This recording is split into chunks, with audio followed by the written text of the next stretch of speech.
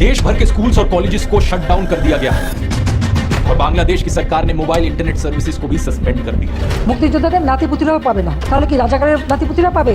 इस तरीके का लो लेवल आर्ग्यूमेंट एक प्रधानमंत्री को सूट नहीं करता। बांग्लादेश की प्रधानमंत्री शेख हसीना को अब प्रोटेस्टर्स डिक्टेटर करके भी पुकार रहे हैं।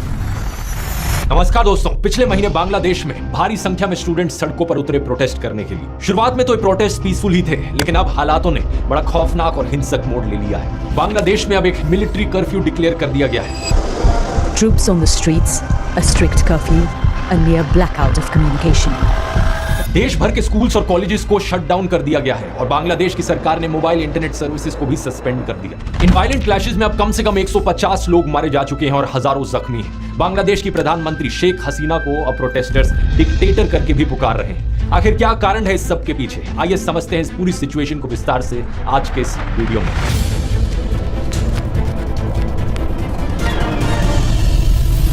इन प्रोटेस्ट के पीछे सीधा कारण है दोस्तों रिजर्वेशन। बांग्लादेश का यूथ प्रोटेस्ट कर रहा है इनकी सरकार के कोटा सिस्टम के खिलाफ। वो कोटा सिस्टम जिसके अनुसार 56% नौकरियां बांग्लादेश के पब्लिक सेक्टर में रिजर्व्ड हैं अलग अलग सेक्शंस ऑफ सोसाइटी के लिए। इसका मतलब सिर्फ 44% ऐसी नौकरियां हैं जहां पर मेरिट के बेसिस पर नौकरी मिल सकती है। ये सिस्टम इंडिया से काफी अलग है क्योंकि यहां पर मेजॉरिटी रिजर्वेशन कास्ट के बेसिस पर नहीं बल्कि फ्रीडम फाइटर के बेसिस पर हो रही है। इसे बेहतर समझने के लिए हमें थोड़ा बांग्लादेश की हिस्ट्री में जाना होगा। आजादी मिलने से पहले, जैसा कि आप जानते ही होंगे, बांग्लादेश पाकिस्तान का एक हिस्सा हुआ करता था। उस वक्त इसे ईस्ट पाकिस्तान करके बुलाया जाता था और आज के दिन के पाकिस्तान को वेस्ट पाकिस्तान कहा जाता था। उस जमाने में ईस्ट पाकिस्तान के खिलाफ सोशल डिस्क्रिमिनेशन हुई। मेजॉरिटी लोग यहाँ पर बंगाली बोलते थे और 10% से भी कम ऐसे लोग थे जो उर्दू भाषा में बात किया करते थे, लेकिन फिर भी वेस्ट पाकिस्तान ने उर्दू भाषा को इंपोज किया ईस्ट पाकिस्तान पर। इसके अलावा इकोनॉमिक डिस्क्रिमिनेशन हुई। देश के 59% एक्सपोर्ट्स ईस्ट पाकिस्तान से आते थे, लेकिन सिर्फ 25% इंडस्ट्रियल इन्वेस्टमेंट्स ईस्ट पाकिस्तान के पास जाती थी। नवंबर 1970 में जब बुला साइक्लोन आया, एस्टिमेटेड 3 लाख लोग मारे गए ईस्ट पाकिस्तान में। One of the deadliest tropical cyclones पिछली सेंचुरी तक। World in 1970, a massive storm swept into the Bay of Bengal, drowning 500,000 people. It was one of the worst natural disasters anywhere. लेकिन waste Pakistan ने कोई ज्यादा effort नहीं किया relief provide करने में यहाँ के लोगों को। और इतना ही नहीं, पॉलिटिकल डिस्क्रिमिनेशन भी हुई। साल 1970 की इलेक्शंस में ईस्ट पाकिस्तान के पास 162 सीट्स थी, वेस्ट पाकिस्तान में 138 सीट्स थी। वेस्ट पाकिस्तान में लोगों ने अलग अलग पॉलिटिकल पार्टीज के लिए वोट किया, लेकिन ईस्ट पाकिस्तान में ओवरवेलमिंग मेजॉरिटी वोट्स गए सिर्फ अवामी लीग पार्टी को, जिसे लीड किया जा रहा था शेख मुजीबुर रहमान के द्वारा। इस इलेक्शन रिजल्ट का नतीजा यह होता कि अवामी लीग दोनों ईस्ट और वेस्ट पाकिस्तान पर गवर्न करती, लेकिन वेस्ट पाकिस्तान की जो मिलिट्री थी वो बिल्कुल ये नहीं चाहती थी। उस समय के पाकिस्तान मिलिट्री के commander in chief Yahya Khan ने इस इलेक्शन रिजल्ट को एक्सेप्ट करने से ही मना कर दिया। ईस्ट पाकिस्तान पर मार्शल लॉ इंपोज किया गया और रिस्पांस में शेख मुजीबुर रहमान ने एक सिविल डिसओबीडियंस मूवमेंट करी प्रोटेस्ट के तौर पर। इसी समय वेस्ट पाकिस्तान की मिलिट्री ने बड़े भारी स्केल पर अत्याचार किए ईस्ट पाकिस्तान के लोगों के खिलाफ। शेख मुजीबुर रहमान को अरेस्ट किया गया और लाखों लोगों को मारा गया। एक जेनोसाइड हुआ ईस्ट पाकिस्तान में। करीब 1 करोड़ लोगों को रेफ्यूज लेनी पड़ी इंडिया में। अप्रोक्सीमेटली 50% पॉपुलेशन ईस्ट पाकिस्तान की इंटरनली डिस्प्लेस हो गई इसकी वजह से। इसी के बाद ही था कि 1971 की बांग्लादेश लिबरेशन वॉर हमें देखने को मिली। ये वही वॉर थी जहां पर इंडिया ने मदद करी और बांग्लादेश को आजादी दिलाई under the prime ministership of Indira Gandhi. Mujibur Rahman, the leader of East Pakistan, declared the region an independent republic, which he said will be called Bangladesh, the land of the Bengalis. East Pakistan में जिन लोगों ने आजादी की ये लड़ाई लड़ी, जिसकी वजह से बांग्लादेश एक आजाद देश बना, ये फ्रीडम फाइटर्स हुए। यही फ्रीडम फाइटर्स आज की सिचुएशन में रेलेवेंट हैं इस कोटा सिस्टम की वजह से। क्योंकि दोस्तों बांग्लादेश के इस कोटा सिस्टम में 30% जॉब्स को रिजर्व किया गया है फ्रीडम फाइटर्स के डिसेंडेंट्स के लिए। इसके अलावा कुछ और रिजर्वेशंस हैं, जैसे कि 10% औरतों के लिए, 10% जिला कोटा है बैकवर्ड डिस्ट्रिक्ट्स के लिए, 5% रिजर्वेशन है एथनिक माइनॉरिटीज के लिए और 1% रिजर्वेशन है उन लोगों के लिए जिन्हें फिजिकल डिसेबिलिटीज हो। इन सभी नंबर्स को एडअप करोगे तो टोटल 56% रिजर्वेशन बनती है, लेकिन मेजॉरिटी शेयर 56% में से है ये 30% फ्रीडम फाइटर्स का कोटा। इस आर्टिकल को देखिए, ढाका यूनिवर्सिटी में पढ़ने वाले 3rd ईयर इंटरनेशनल रिलेशंस के एक स्टूडेंट फहीम फारूकी, जो कि एक प्रोटेस्टर भी हैं, इनका कहना है कि ये प्रोटेस्ट बेसिकली कोटा सिस्टम की रिफॉर्मेशन के लिए है। प्रोटेस्टर्स चाहते हैं कि एथनिक माइनॉरिटीज वाली रिजर्वेशन और फिजिकल डिसेबिलिटीज वाली रिजर्वेशन को छोड़कर बाकी सारी रिजर्वेशंस हटा दी जाए सरकार के द्वारा। यहां पर ये फ्रीडम फाइटर्स वाली रिजर्वेशन सबसे इंटरेस्टिंग है क्योंकि इसकी शुरुआत साल 1972 में ही हो गई थी, आजादी मिलने के सिर्फ 1 साल बाद। इनकी मिनिस्ट्री ऑफ कैबिनेट सर्विसेज ने उस साल एक ऑर्डर इशू किया था कि फ्रीडम फाइटर्स के लिए एक कोटा होना चाहिए। जिन लोगों ने अपनी लाइफ को रिस्क पर डाला, जिन लोगों ने संघर्ष किया अपने देश को आजादी दिलाने के लिए उन लोगों के लिए 30% नौकरियां रिजर्व की जाए। नोट करने वाली बात यह है कि यह चीज सिर्फ फ्रीडम फाइटर्स के लिए एप्लीकेबल थी। बाद में जाकर 1997 में इस कोटा को एक्सटेंड कर दिया गया कि फ्रीडम फाइटर्स के बच्चों के लिए भी यह रिजर्वेशन दी जाए, और 2010 में फिर कहा गया कि उनके बच्चों के लिए भी यह रिजर्वेशन दी जाए। हालांकि एग्जैक्ट कोटा बाकी और कैटेगरीज के लिए चेंज होता रहा ओवर द इयर्स, लेकिन इन द एंड यही हुआ कि टोटल परसेंटेज 56% तक पहुंच गई। 2010 के इस ग्रैंड चिल्ड्रन वाले फैसले के बाद 2012-13 में एक बड़ी मूवमेंट भी हुई थी बांग्लादेश में इस कोटा सिस्टम के खिलाफ। इंडिया में जैसे यूपीएससी है, यूनियन पब्लिक सर्विस कमीशन का एग्जाम, ऐसे ही बांग्लादेश में है बीपीएससी का exam, Bangladesh public service commission. करीब 4 लाख ग्रेजुएट्स हर साल 3000 सिविल सर्विस जॉब्स के लिए कंपीट करते हैं बांग्लादेश में। काफी खराब हालत है और नौकरियों की सख्त कमी है। फरवरी 2018 में बांग्लादेश साधारण छात्र अधिकार संरक्षण परिषद ने रिफॉर्म्स की डिमांड करी बांग्लादेश गवर्नमेंट सर्विसेज में। उस समय भी क्लैशेस देखने को मिले उन स्टूडेंट्स के बीच में जो इसके खिलाफ थे और वो स्टूडेंट्स जो प्रो कोटा थे। लेकिन प्रेशर में आकर अक्टूबर 2018 में बांग्लादेश की सरकार ने सर्कुलर इशू किया कि फर्स्ट क्लास और सेकंड क्लास जॉब्स के लिए ये कोटा सिस्टम हटा दिया जाएगा। बात यहीं पर खत्म हो गई होती, लेकिन 2021 में कुछ फ्रीडम फाइटर्स के 7 बच्चों ने हाई कोर्ट में पिटीशन डाली इस कोटा सिस्टम को हटाने के खिलाफ। और 5 जून 2024 यानी कि पिछले महीने हाई कोर्ट का फैसला आता है कि जो पिटीशनर्स कह रहे हैं वो सही है। सरकारी सर्कुलर को इलीगल डिक्लेयर कर दिया जाता है और कोटा सिस्टम को वापस इंट्रोड्यूस कर दिया जाता है। यही कारण था कि पूरे देश भर में प्रोटेस्ट फिर से जाग उठते हैं। प्रोटेस्ट करने वाले स्टूडेंट्स कहते हैं कि ये कोटा अनकॉन्स्टिट्यूशनल है। ओरिजिनल कॉन्स्टिट्यूशन में कहीं नहीं लिखा गया था कि फ्रीडम फाइटर्स की अगली जनरेशंस को भी जॉब्स में रिजर्वेशन दो। और वैसे भी इसका क्या तुक बना? फ्रीडम फाइटर्स को रिजर्वेशन देना समझ में आता है क्योंकि उन्होंने संघर्ष किया था देश को आजादी दिलाने के लिए, लेकिन उनके पोते पोतियों तक को रिजर्वेशन दी जा रही है सिर्फ इसलिए क्योंकि उनके ग्रैंड पेरेंट्स फ्रीडम फाइटर्स थे। लेकिन बात सिर्फ यहां खत्म नहीं होती, इस रिजर्वेशन में करप्शन के भी आरोप लगे हैं। एक्चुअली में ये कौन डिसाइड करेगा कि कौन फ्रीडम फाइटर है और कौन फ्रीडम फाइटर नहीं है? सरकार ने ये रिस्पॉन्सिबिलिटी खुद को दी कि सरकार डिसाइड करेगी कि कौन फ्रीडम फाइटर होगा। पिछले 15 सालों से बांग्लादेश में रूलिंग पार्टी रही है आवामी लीग और प्राइम मिनिस्टर रही है शेख हसीना। ये वही पॉलिटिकल पार्टी है जिसने संघर्ष किया था बांग्लादेश को आजादी दिलाने में भी। प्रोटेस्टर्स का कहना है कि ये फ्रीडम फाइटर का रिजर्वेशन आवामी लीग के लोगों को डिस्प्रपोर्शनेटली ज्यादा बेनिफिट देता है। फ्रीडम फाइटर्स की लिस्ट में जिन लोगों का नाम इंक्लूड किया गया है उन नामों को लेकर कम से कम 60,000 ऑब्जेक्शंस उठी हैं और इन ऑब्जेक्शंस को सरकार के द्वारा रिजॉल्व नहीं किया गया है। 10 जुलाई को यह बात सुप्रीम कोर्ट तक पहुंचती है और सरकार हाई कोर्ट के फैसले के खिलाफ सुप्रीम कोर्ट में जाती है अपील करने। सुप्रीम कोर्ट हाई कोर्ट के फैसले पर रोक लगा देता है, लेकिन प्रोटेस्ट रुकते नहीं है।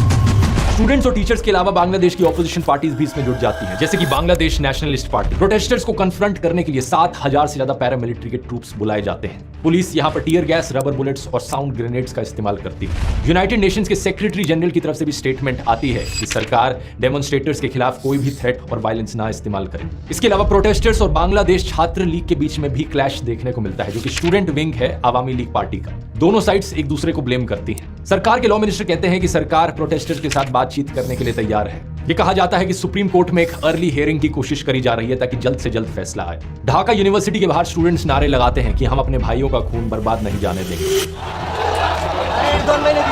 सरकार प्रेशर में आकर एक जुडिशियल प्रोब कमेटी की भी फॉर्मेशन करती है वायलेंस के इंसिडेंट्स को इन्वेस्टिगेट करने के लिए। आवामी लीग के जनरल सेक्रेटरी कहते हैं कि सरकार कोटाज में इंटरफेयर नहीं करेगी, सुप्रीम कोर्ट के डिसीजन का इंतजार किया जाए। लेकिन प्रोटेस्टर्स का जो मेन ग्रुप था स्टूडेंट्स अगेंस्ट डिस्क्रिमिनेशन, वो अपनी सरकार के इंटेंशंस पर डाउट करता है। उनका कहना है कि प्राइम मिनिस्टर ने एक शब्द तक नहीं बोला उन मर्डर्स पर जो उनके पार्टी के एक्टिविस्ट ने किए। इस तनावपूर्ण स्थिति के बीच प्राइम मिनिस्टर शेख हसीना की तरफ से भी बड़े इररिस्पॉन्सिबल रिमार्क्स आते हैं। वो बातों को ट्विस्ट करके कहती हैं कि प्रोटेस्टर्स को इतनी नफरत क्यों है फ्रीडम फाइटर्स से? अगर फ्रीडम फाइटर्स के ग्रैंड चिल्ड्रन को रिजर्वेशन के बेनिफिट्स नहीं मिलेंगे तो क्या रजाकार्स के ग्रैंड चिल्ड्रन को बेनिफिट्स दिए जाएंगे? सिर्फ प्राइम मिनिस्टर शेख हसीना ही नहीं बल्कि इनके social welfare minister Dipu Moni और state minister of information and broadcasting Mohammad Ali Arafat की तरफ से भी सिमिलर स्टेटमेंट्स दी जाती हैं रजाकार को लेकर। आखिर क्या है ये रजाकार? रजाकार दोस्तों एक पर्शियन शब्द है जिसका मतलब होता है वॉलंटियर या हेल्पर। लेकिन 1971 की वॉर में रजाकार बाहिनी एक पैरामिलिट्री ग्रुप था जो एक्चुअली में वेस्ट पाकिस्तान की आर्मी को सपोर्ट कर रहा था। दूसरी तरफ मुक्ति बाहिनी था जो बांग्लादेश की आजादी के लिए फाइट कर रहा था। इस रजाकार बाहिनी में करीब 50,000 लोग थे जिन्होंने वेस्ट पाकिस्तान की आर्मी को सपोर्ट किया और ईस्ट पाकिस्तान के लोगों पर हो रहे अत्याचारों को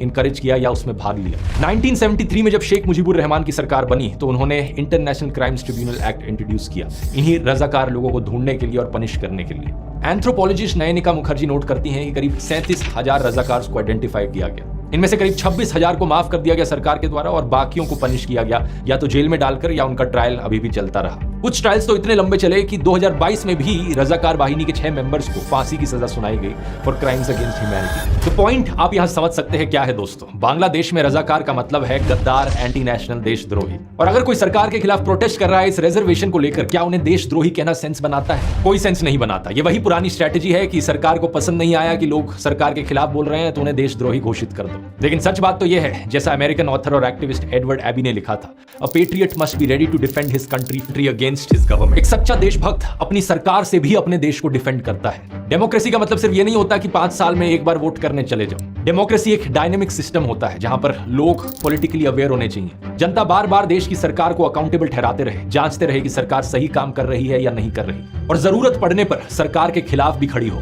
प्रधानमंत्री शेख हसीना का ये कमेंट प्रोटेस्टर्स पर एक क्लियर कट एग्जांपल है स्ट्रॉ मैन फैलेसी का। इसका मतलब है कि आप दूसरे की आर्ग्यूमेंट को गलत तरीके से प्रेजेंट कर रहे हो और उसे तोड़ मरोड़ के पेश कर रहे हो। अगर प्रोटेस्टर्स कहते हैं कि वो उस रिजर्वेशन के खिलाफ है जो फ्रीडम फाइटर्स के पोते पोतियों को मिलने लग रही है, तो इसका मतलब ये कैसे हो गया कि वो फ्रीडम फाइटर्स को डिसरिस्पेक्ट कर रहे हैं? जब प्रधानमंत्री शेख हसीना की सरकार ने खुद इस रिजर्वेशन को हटाया था 2018 में, तो क्या वो भी फ्रीडम फाइटर्स को डिसरिस्पेक्ट कर रही थी? इस तरीके का लो लेवल आर्ग्यूमेंट एक प्रधानमंत्री को सूट नहीं करता। मैं रिक्वेस्ट करूंगा प्राइम मिनिस्टर शेख हसीना से, थोड़ी मर्यादा रखिए। प्रोटेस्टर्स की डिमांड कोई अनरीजनेबल नहीं है। लेकिन अब इस मुद्दे पर दोस्तों हमारे इंडिया के गोदी पत्रकारों की भी जरा नॉनसेंस सुनिए। सुधीर चौधरी ने आज तक टीवी चैनल के प्रोग्राम में स्टूडेंट्स के इन प्रोटेस्ट को फॉरेन फंडेड बता दिया। हवा में बातें करते हुए कहा कि इसके पीछे अमेरिका और बाकी पश्चिम देशों का हाथ है। अमेरिका जैसे जो देश हैं वो पीछे से रिमोट कंट्रोल से इन दंगों को भड़काते रहते हैं, क्योंकि जो पश्चिमी बड़े बड़े जो देश हैं अमेरिका जैसे, वो उन देशों के विपक्षी दलों के साथ मिल जाते हैं। एक इंफोग्राफिक में लिखा कि विकासशील जिलों के निवासियों के लिए 10% आरक्षण। विकासशील का मतलब होता है जो विकास की तरफ बढ़ रहा हो, यानी डेवलपिंग,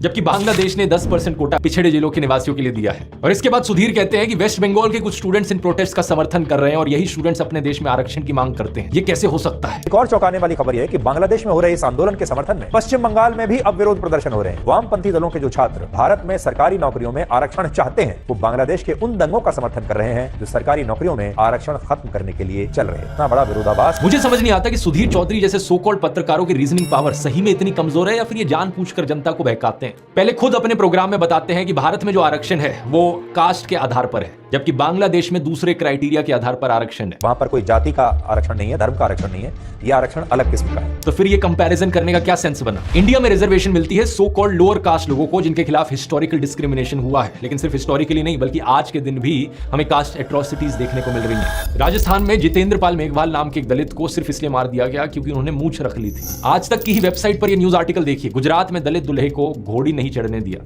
बारातियों के पगड़ी बांधने पर किया पथराव। 8 साल के बच्चे ने पानी की बाल्टी को हाथ लगा दिया तो उसे पीट दिया गया। और कहां हुई ये चीज? स्कूल में। सिख धर्म तो इगैलिटेरियनिज्म की प्रिंसिपल्स पर शुरू हुआ, यानी कि सब बराबर हैं, जातिवाद खत्म करो। लेकिन आज पंजाब में दलित सिखों के लिए अलग गुरुद्वारे देखे जा सकते हैं। और प्रिविलेज ब्लाइंडनेस में डूबे हुए गोदी पत्रकारों के हिसाब से तो जातिवाद है ही नहीं देश में। इनके हिसाब से तो आरक्षण जैसे पॉजिटिव अफर्मेटिव एक्शन की कोई जरूरत ही नहीं है, सब चंगा सी। इनसे मैं एक ही बात कहूंगा, आखिर जातिवाद खत्म करने की बात क्यों नहीं कहते? कास्ट बेस्ड क्राइम खत्म करने की बात क्यों नहीं करते कभी? ये जो अखबारों में एड्स छपती हैं, ब्राह्मण लड़की चाहिए, राजपूत लड़की चाहिए, जाट चाहिए, बनिया चाहिए, इन कास्ट बेस्ड मैट्रिमोनियल एडवर्टाइजमेंट्स को क्यों नहीं बंद कर दिया जाता? इस मैट्रिमोनियल एड को देखिए, यहां तो ये तक लिखा है कि कास्ट की कोई रिस्ट्रिक्शन नहीं है, लेकिन SC ST OBC नहीं होना चाहिए। जिस दिन इस जातिवाद को खत्म कर दोगे उस दिन कास्ट रिजर्वेशन ऑटोमेटिकली खत्म हो जाएगी। लेकिन गोदी पत्रकारों से यही उम्मीद की जा सकती है कि ये इंडिया की कास्ट रिजर्वेशन को बांग्लादेश की फ्रीडम फाइटर्स रिजर्वेशन से कंपेयर करें। इंडिया में जो रिजर्वेशन है वो सोशली और इकोनॉमिकली डिप्राइव्ड क्लासेस को ऊपर सेम लेवल पर लाने के लिए है, लेकिन बांग्लादेश में जो फ्रीडम फाइटर्स के डिसेंडेंट्स को रिजर्वेशन दिया जा रहा है वो कोई सेपरेट एथनिक माइनॉरिटी नहीं है, उनके खिलाफ कोई हजारों सालों से अत्याचार नहीं हो रहा है। इनफैक्ट वो तो सोशली रिस्पेक्टेड सेक्शन है देश का। अगर उनमें से कोई इकोनॉमिकली वीक है तो उनके लिए 5 से 10% EWS कोटा दिया जा सकता है। 21 जुलाई को बांग्लादेश के सुप्रीम कोर्ट ने भी यही कहा कि फ्रीडम फाइटर्स के डिसेंडेंट्स कोटा को कम करके सिर्फ 5% तक कर दिया जाए और बाकी एथनिक माइनॉरिटीज, ट्रांसजेंडर्स और डिसेबल्ड लोगों का जो कोटा है उसे 2% कर दिया जाए, तो टोटल 7% रिजर्वेशन ही हो। अब मेरा पर्सनली मानना है दोस्तों, बांग्लादेश में जो प्रोटेस्ट उठे इनके रिजर्वेशन के खिलाफ, ये सिर्फ एक सिम्टम है। असली बीमारी जो यहाँ पर है वो है अनएम्प्लॉयमेंट की। और इंडिया जैसे ही बांग्लादेश में भी बेरोजगारी एक बहुत बड़ी प्रॉब्लम बन चुकी है। पब्लिक एडमिनिस्ट्रेशन मिनिस्टर फराद हुसैन ने बताया पार्लियामेंट को फरवरी में कि 5 लाख से ज्यादा पोस्ट वेकेंट थी इनके देश में। अगर इन्हें फिलअप भी किया जाए तो भी काफी नहीं होगा। बांग्लादेश ब्यूरो ऑफ स्टैटिस्टिक्स का डेटा बताता है कि 18 से 19 लाख यंग लोग हर साल जॉब मार्केट को ज्वाइन करते हैं। 17 करोड़ लोगों का देश है, उसमें से जो वर्किंग पॉपुलेशन है वो करीब 2/3 है, यानी 11 करोड़ के आसपास। इन 11 करोड़ लोगों में से 3 करोड़ लोग अनएम्प्लॉयड है। बांग्लादेश में इकोनॉमी की भी हालत काफी खराब चल रही है। कंट्री के जो फॉरेन एक्सचेंज रिजर्व्स हैं वो बहुत लो है। 2022 में बांग्लादेश ने इंटरनेशनल मॉनेटरी फंड से मदद मांगी थी अपने फॉरेन एक्सचेंज रिजर्व्स को रिबिल्ड करने के लिए।